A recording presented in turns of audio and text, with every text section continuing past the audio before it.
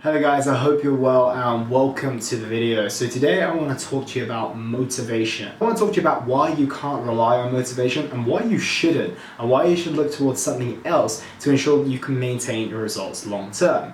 So a lot of the time we start our health and fitness journey, or any journey in fact, off the back of some motivation. We're fired up to do something, we want to do it, proactively, we're like ready, ramped up, and that's fantastic. However, I like to think of motivation as just a Kickstarter and something that's going to eventually run out. It's finite, it is not infinite whatsoever, and to try and keep spurring it along every so often doesn't really make too much sense. And what I want to talk to you about is a slightly more sustainable approach. And when it comes to this health and fitness journey, maybe you are wanting to sustain your results for a long period of time, maybe you want to make sure you see out the course of your fat loss transformation journey. And this comes down to habit and behavior change. And this is why I am so invested in creating these positive habits in the very early stages of someone's process, right? So when we get to the beginning of a journey, motivation is super high, but potentially like your ability to do something well in terms of like your health and wellness journey may be here. You're not too familiar with training, nutrition, meal prep, and all of the things that go into this bucket.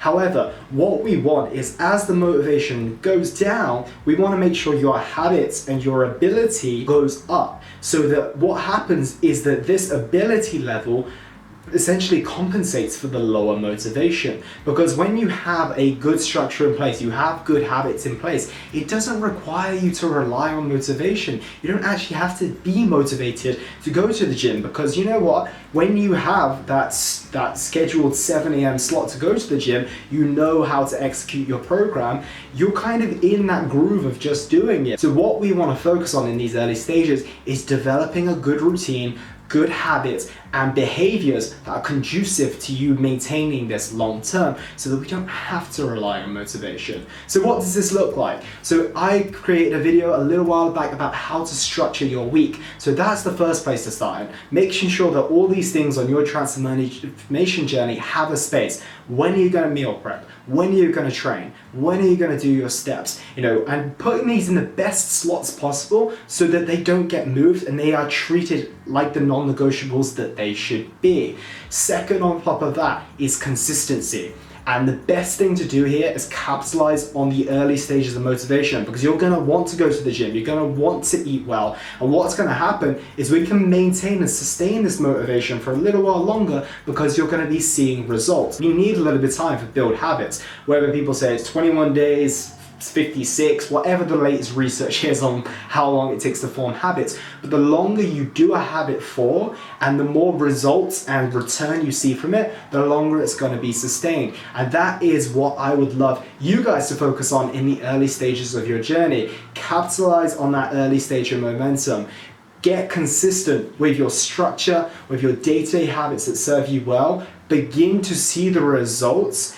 Celebrate those wins and those results, because if you just drop a little bit of weight but you don't really acknowledge it, it's hard to see that as a huge win. If you pump your fist every time you execute a good habit, or you see a result on the scale or in the photo, celebrate it, but also celebrate what got you there as well. Don't just be like, oh great, I dropped on the scales. Be like, great, I adhered to my nutrition plan, I did my training, I did my steps, because the process is what matters. If you can focus on the process and the things that get you to the goal, and habitually get those in place and do them consistently, that is the key to long-term sustainable results, and you don't have to rely on this flickering flame, which is motivation, which will only serve you for a short period. That's everything from me today, guys. Take care, and I look forward to seeing you in the next video.